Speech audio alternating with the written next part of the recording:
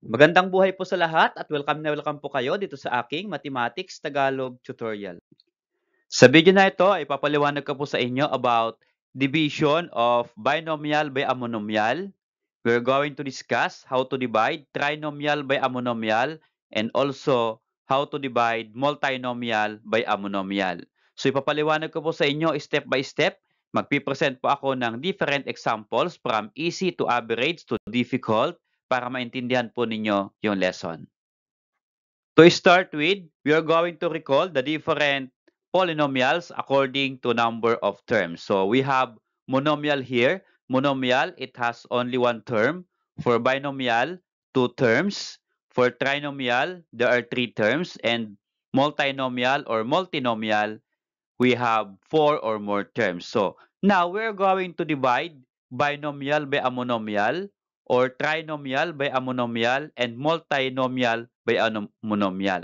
Just like this one. So this is binomial by a monomial. So we have two terms divided by one term for monomial.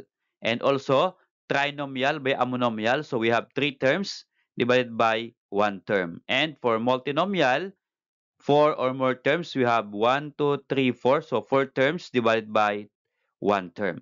So, papaliwanag ko po sa inyo step by step kung paano po ito i-simplify or paano po ito i-divide. Okay, so let's start. For letter A, we are going to divide binomial by a monomial. Okay, for number 1 example, we have 15x raised to 5 plus 6x raised to 2 divided by 3x raised to 2. So this is binomial numerator and monomial denominator. So dividing binomial by a monomial. So how are we going to divide this expression? Okay, all you have to do, since yung numerator niya ay 2 terms, yung denominator niya ay 1 term, ganoon lang po yon. Ang ibig sabihin po ng denominator na 3x squared, denominator po ng dalawang terms, pwede po natin yan i-separate. Pwede po natin yan pagdalawahin yung 3x squared. So it can be 15x raised to 5, yung first term divided by 3x squared, then plus because this is plus, 6x squared, this one, divided by the denominator 3x squared. So ganyan po. So pwede pong hatiin yung 3x squared or pwede pong mag-separate. Ano po? Yung first term and second term.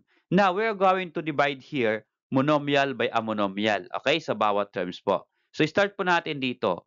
So meron po tayong numerical coefficient greater than 1. So we have 15 divided by 3. What is 15 divided by 3? The answer is 5. And then for the variable x, since the same variable x, all you have to do, kasi ito po ay fraction or division, just subtract the exponent. So, exponent of x here is 5, here is 2. So, 5 minus 2, that is equal to 3. So, here for the first term, we have 5x raised to 3. And then plus, here, second term, 6 divided by 3 is 2.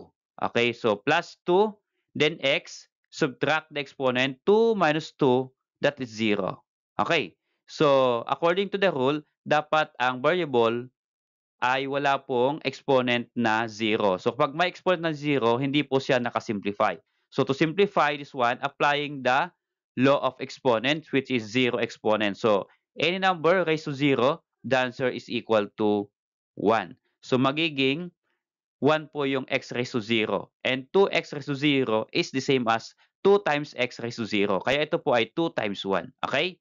So we have now 5x cubed plus 2 times x raised to 0 is 1. Okay? And then multiplying 2 times 1, that is equal to 2. So we have now 5x cubed, okay, this one, plus 2 times 1 is 2. So 5x cubed plus 2. Now, can we add these two terms? Okay, no. So therefore, this is now your final answer. So here, lagay po natin yung sagot natin sa number 1. The quotient is 5x cubed plus 2. Okay, so how about this number 2 example? We have negative 10a raised to 8 minus 6a raised to 5 divided by 2a raised to the third power. Okay, so again, the numerator is a binomial kasi dalawang terms po and the denominator is monomial. So again, the same process, we are going to separate the denominator 2a cubed. So pareho po yan. Okay? So 2a cubed divided by 2a cubed here. This is minus because the operation here is minus. Okay? So to divide, we have the division of monomial by a monomial again. Negative 10 divided by 2 is negative 5. Okay, and for the variable, a raised to 8, a raised to 3. So division po ito, so subtract 8 minus 3 is 5. So we have now negative 5. For negative 10 divided by 2 is negative 5. And then for a, 8 minus 3 is 5. So a raised to 5. And then next minus. So we are going to divide. 6 divided by 2 is equal to 3. Okay? And then for variable a, we have a raised to 5 divided by a raised to 3. So subtract the exponent. 5 minus 3 is 2. So the answer is a raised to 2. So we have now negative 5a raised to 5 minus 3a raised to 2. Can we subtract the two terms? Okay, no, kasi magkaiba po sila ng literal coefficient. So therefore, that is now our final answer. So lagay po natin dito sa blank here. Okay, so how about this number 3 example? So we have 21x raised to 11, y raised to 7 plus 7x raised to 5, y raised to 9 divided by 7x raised to 3, y raised to 5. So this time, yung given naman po ay may dalawang variables, x and y. So the same, ang numerator po natin ay binomial, we have two terms. At ang denominator po natin ay monomial, we have one term. So the same process, paghiwalayin po natin o i-separate po natin yung denominator ng dalawang terms. So, pareho lang po yung kanilang denominator. Okay? So, we are going to simplify the first term. 21 divided by 7, that is equal to 3. And then for x here, okay, 11 minus 3, that is equal to 8. And for y, 7 minus 5, that is equal to 2. So we have now 3x raised to 8, y raised to 2. Okay, ito po yung first term. For the second term, okay, plus, what is 7 divided by 7? That is equal to 1. And then for x, 5 minus 3, 2. For y naman, 9 minus 5, 4. Okay, so we have now 3x raised to 8, y raised to 2 plus 1x raised to 2, y raised to the fourth power. Okay, so that is now our final answer. So ito pong 1 dito, pwede pong may 1, pwede pong wala. Kasi pag wala pong numerical coefficient, understood na 1 po iyon. Okay, so pwede pong indicate yung 1, pwede naman pong hindi. So that is our answer. Okay, so next, how about this one? We are going to divide trinomial by a monomial. So again, when you say trinomial, 3 terms, monomial, 1 term. So let's have this number 1 example here. We have 15x raised to 5 plus 6x raised to 3 minus 12x raised to 2 divided by 3x raised to the second power. Okay, so how are we going to divide this trinomial by this monomial? So ganito lang po yon. So ito po yung ating numerator na trinomial. Okay, this one. So lahat po ng bawat terms pwede pong i-divide by 3x squared. Again, ang ibig sabihin po ng denominator na as a whole, lahat pong terms ay pwedeng i-divide po dito sa 3x squared. Okay? So lagyan po natin lahat ng divide by 3x squared. Okay? And then simplify term by term. Okay? Ito pong first term natin. What is 15 divided by 3? So meron po tayong numerical coefficient greater than 1. So 15 divided by 3 is 5. And then for the variable x, since ito po ay division, then subtract the exponent. 5 minus 2 is 3. So x raised to 3. And then plus, we have 6 divided by 3. That is equal to 2. And then yung variable po ay 3 minus 2. That is equal to 1. Okay, so kung wala pong naka-indicate na 1 exponent, automatic yun po ay 1. And then for the last term, third term, 12 divided by 3, that is equal to 4. So that is minus 4. And then for x, 2 minus 2 is 0. Okay? So here, ang ibig sabihin po ng x raised to 0 again, always equal to 1. Okay? So 1 po yan. So we have now 5x cubed plus 2x minus 4. Okay, 4 times 1 is 4. Then that is 4. Okay, so ito na po yung magiging sagot natin. Again, x raised to 0 is 1. So if you multiply 4 times 1, that is equal to 4.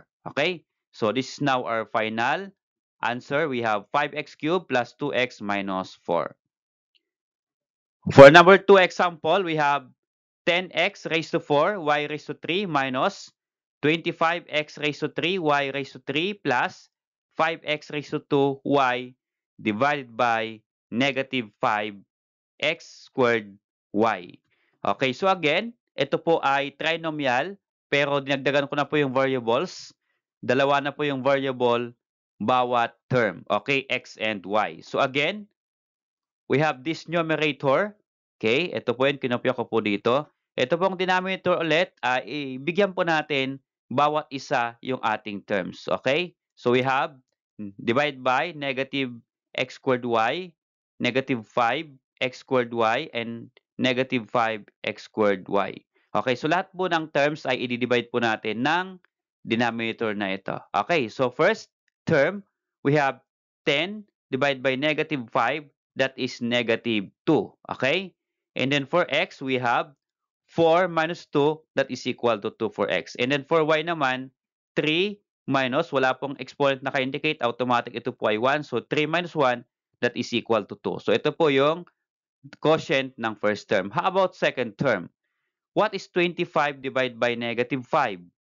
Okay, that is equal to negative 5. So here, yung minus, ito po yun, yung minus, di po natin babaguhin. At ito po, 25 divided by negative 5 is negative 5. Okay po? And then, for the variable x, we have 3 minus 2, that is equal to 1. Kaya x lang po nandito. And for y, we have 3 minus 1, that is equal to 2. So y squared po siya. Okay, next. For the third term, 5 divided by negative 5, that is equal to negative 1. And then for x, 2 minus 2, 0. And then for y, wala pong exponent na ka-indicate, automatic ito po ay 1. So 1 minus 1, that is equal to 0. Okay, so meron po tayong minus negative at meron po tayong negative na close and open parenthesis, pwede po nating i-remove. Ito po yon, negative 2x squared, y squared, this one. So bakit po kaya naging plus mula minus? So notice here, ito po ay minus, then sa loob po ng parenthesis ay negative 5. So negative times negative, that is equal to positive. Okay, kaya ito po ay plus kasi positive. And then 5x y raised to 2, and then this one. So ito pong x raised to 0 is 1, yung y raised to 0 is 1 also. Okay? Kaya pag i-multiply po natin, negative 1 times 1 times 1, that is equal to negative 1 also. Okay? So we have now minus 1 kasi ito pong sagot dito ay negative 1. So meron pa pong pwedeng simplify, wala na po.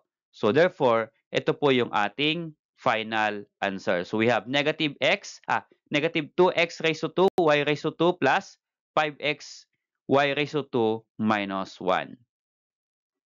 Okay, so how about this one? Divide multinomial or multinomial by a monomial. So paano po ito? Ganito lang po yun. Medyo mas marami na pong terms sa numerator. So we have, number one example, 4m raised to 6 minus 12m raised to 5 plus 8m raised to 4 minus 2m raised to 3 plus 10m raised to 2. So ilang terms po meron tayo sa numerator? So we have 1, 2, 3, 4, 5. Ito ay multinomial. All over or divide by all, 2m raised to 2. Okay, so lahat po ng terms dito sa numerator ay i-divide po natin ng 2m raised to 2. Okay, write po natin. Ito po yung numerator at bawat terms po, bibigyan po natin ng divide by 2m squared. Kaya ito pong first term, 2m squared. Second term, 2m squared. Third term, and then fourth and fifth term. So, lahat po sila ay divide by 2m raised to 2 kasi ito po yung given na denominator ng lahat ng terms na ito. Okay, simplify po natin. 1 by 1, first term. 4 divided by 2, that is equal to 2. And then for m, variable m, we have 6 minus 2 is equal to 4. Okay, next minus. 12 divided by 2 is 6. So that is minus 6. Then for m, variable m, 5 minus 2 is 3. Okay, next. 8 divided by 2 is 4. Okay. Plus 4. And then for variable m, 4 minus 2, that is equal to 2. Kaya 4m squared. And then here is minus. So minus po yan. And then 2 divided by 2 is 1. For variable m, we have 3. And then 2, 3 minus 2 is 1. Okay? Kapag 1 po yung exponent, no need to write 1. And then for the last term, we have 10 divided by 2 is 5. And then for m, 2 minus 2 is 0. Kaya m raised to 0. Okay, so here, is this our final answer? Since may 0 po yan, pwede po yan i-remove. So magiging ganyan. Ang m raised to 0, again, that is equal to 1. So if you multiply, 5 times 1 is equal to 5. Okay, so 5 din lang po ito. Okay, so we cannot add, subtract here. Therefore, that is now our... Okay, so let's see if you understand the lesson. So let's have this activity. Find the quotient of the following polynomials. Okay, so we have number 1, negative 12a raised to 8 minus 8a raised to 5 divided by 4a raised to 3. So this time, pwede po ninyong i-post yung video na ito at try po ninyong sagutan itong 1, 2, and 3. At baka naman po pwede, kapag meron po kayong sagot sa activity na ito, baka pwede naman po ninyong i-share sa comment box below. Tuloy, i-check ko po kung tama po o mali yung inyong sagot. Salamat sa pood mga anak. Kung nagustuhan mo yung video na ito, baka pwede mo naman pong i-click yung like and then subscribe na rin kung bago ka pa lang po dito sa aking channel. So huwag ka pong mag-alala, hindi ka po magsisisi sa pag-subscribe kasi lahat po ng lesson ng Grade 8 Mathematics from 1st quarter to 4th quarter ay i-upload ko po dito.